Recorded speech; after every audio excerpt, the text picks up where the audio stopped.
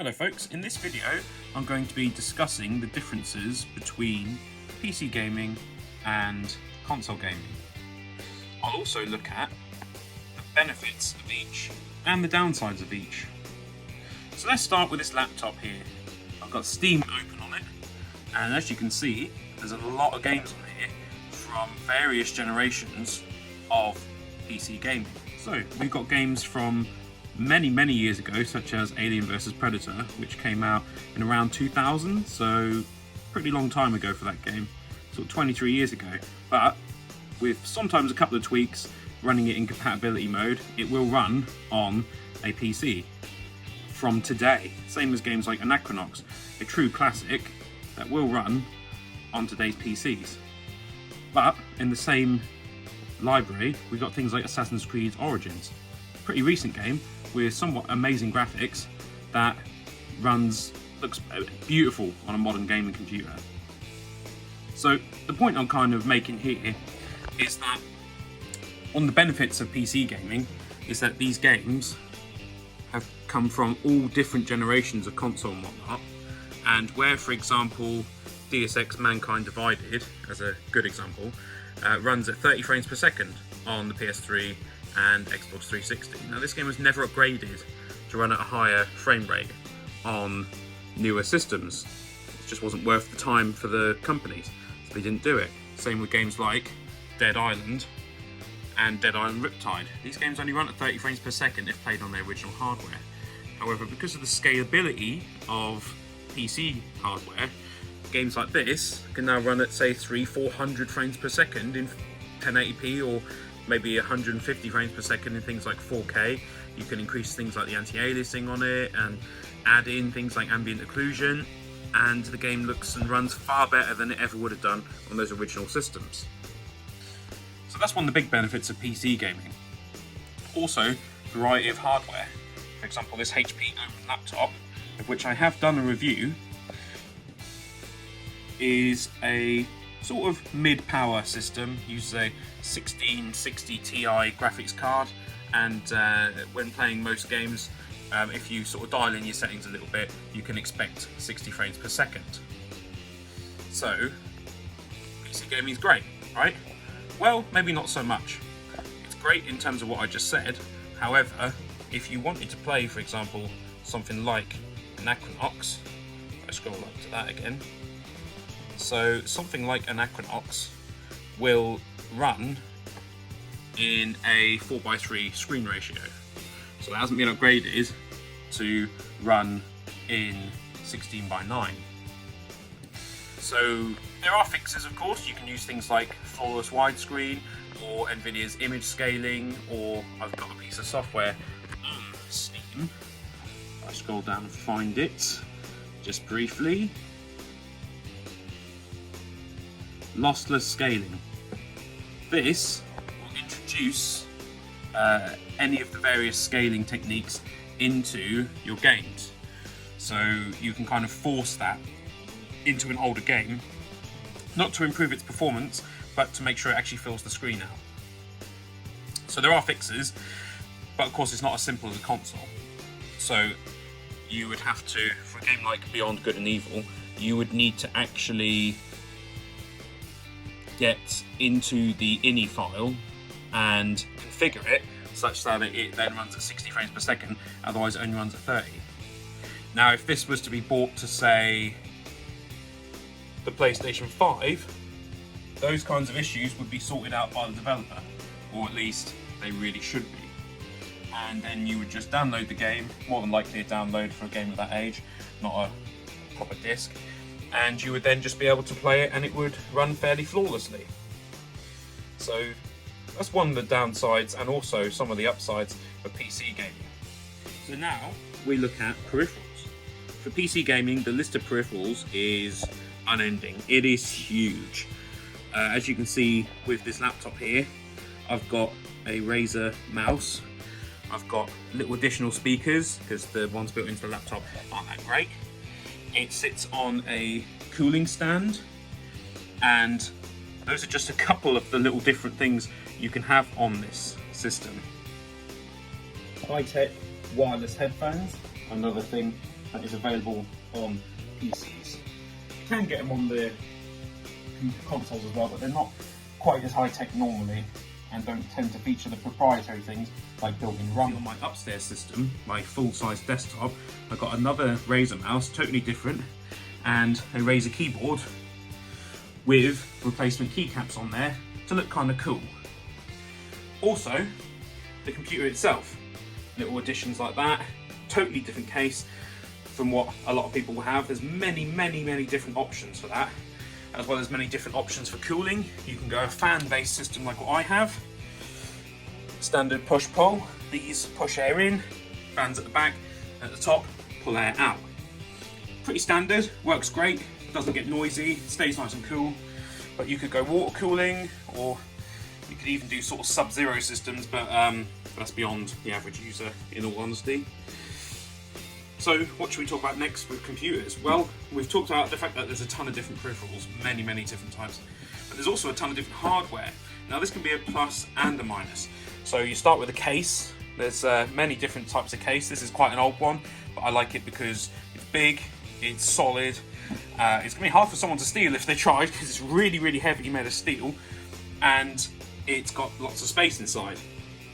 So as you can see, there's some of the components inside of my system, and there's many different types. There's Intel CPUs, AMD CPUs, there's ARM-based CPUs, there's different speeds of RAM, different styles of RAM, different motherboards with different chipsets, and different graphics cards from AMD and Nvidia with different power levels and different levels of performance, and different types of coolers you can have on here. You can have water, you can have air. There's a lot of different things you can do, different power supplies that go in there, different fans with different types of controllers for the RGB or the speed and such like. There's a lot that goes into it, and the benefit is you've got tons and tons of choice. You can make this system whatever you want it to be, lots and lots of choice in there. But the downside of that is lots and lots of potential problems, because all this hardware has to work together. And while a lot of it is standardized, some of it is not so much standardized, and you get issues with drivers and whatnot, and they don't work well with certain games. And Nvidia have proprietary technologies like DLSS, which while they work great, they sometimes they don't play nicely with other vendors of graphics cards, because it's a proprietary standard. You might be able to see in the corner here, I've done a review on this Denon RCD M41 DAB stereo, CD player stereo. Check that out as well. I take a look at the quality of it and stuff. You can see the reflection coming off there from the light on that stainless steel brushed front on it. Lovely bit of kit. Anyway, back to this video. So as you can see, there's a lot you can do to customize these systems. I've even got some disk drives in there that I don't use, but they are connected up. I just think it's got a nice retro appeal to it. Back to the consoles. So it sounds like PCs are just better in every way, except for one, which I did allude to earlier on, compatibility. So this is a sort of second generation PlayStation VR 1. So it's the newer version of PlayStation VR, but it's not PSVR 2. So this works pretty seamlessly with a little camera on the top there to track it, and don't really get many issues with it, it just works. Is it as good as PC VR? No. But again, this is really simple, and it's really light, and it works well, and it just plays the games. There's not a lot of configuration that needs to go into it. A lot of cables, mind you, but not a lot of configuration. So, back to console gaming. We've largely covered PC gaming, although not the fine minutiae of it, but we've largely covered it. It's custom, it's fully backwards compatible, and you can sort of do more or less whatever you want with it. That does of course cause compatibility issues, but console gaming is simple. The games themselves used to be more expensive, but that's really not usually the case anymore. You can buy the games physically, which you can't do on PC, so you have an actual copy of the game, although they usually have day one patches anyway. Consoles also tend to have a more interesting form, because for example you can take this Nintendo Switch, plug it into your TV with your surround sound system, play the games, and it just works. And then you can take it out, take it with you, and there's good local multiplayer experiences. This is not the sort of thing you get on a PC, generally, with the exemption of things like Steam Deck. But you're talking a lot more money there for one of them than what a Switch costs. Micro consoles are a whole nother sort of subject. Very proprietary. They only play the games that are installed in them. You can of course mod them, but most people don't. Except for things like this At Games Mega Drive here, you can play the original cartridges. So console gaming is nice and simple. You plug it into your AV receiver, for example, you get your surround sound, it goes into your TV, you get your picture, and there's really little to go wrong.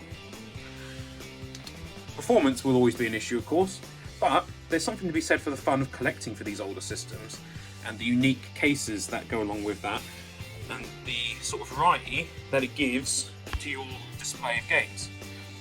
It's easier to collect these console games as well because they're generally plastic, except for Nintendo 64 games and the outer parts of some of these Sega Saturn games. They are plastic normally, so they're easier to collect. All old PC games came in big cardboard boxes, and while that does look nice, it takes up a lot more space, and it's harder to get them in perfect condition. As evidenced by this Shenmue game here on the Dreamcast, the cardboard is kind of faded, and because of that colour that they use, it's hard to kind of replicate that and fix the bits on the corner there that are faded. Whereas on the Sega Saturn game when they're black, I've been able to colour them in with a nice marker, and you can't really see where I've done that for the most part, except maybe on here where the game was particularly damaged and I've tried to colour in, make it look nice and not perfect. So compatibility wise, there will be some issues with playing these older consoles on a modern TV.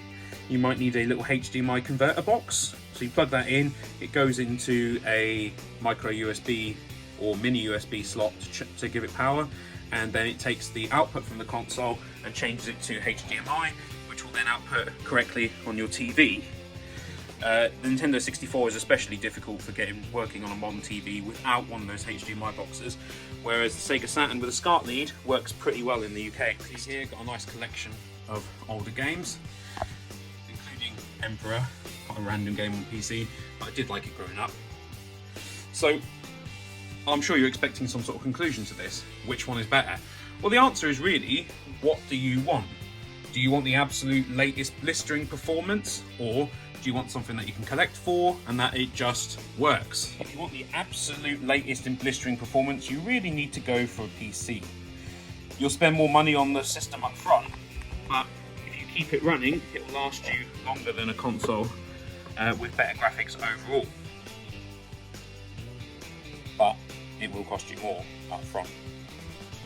Or you go simple and you buy a console. Or you do like I've done and you have both. You have a little bit of everything and then you've got the ultimate variety. But if you had to choose one and you want absolute simplicity, go for console.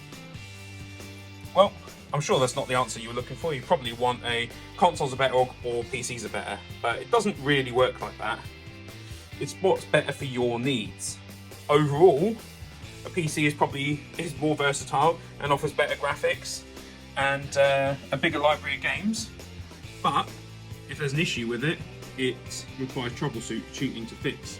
Whereas something like this, nice and simple, just put the game in, a couple of updates maybe, and it works. So I hope you found this video useful. If you have, please remember to like, comment, subscribe, check out my Patreon and my social media, and thank you very much for watching. Have a great day.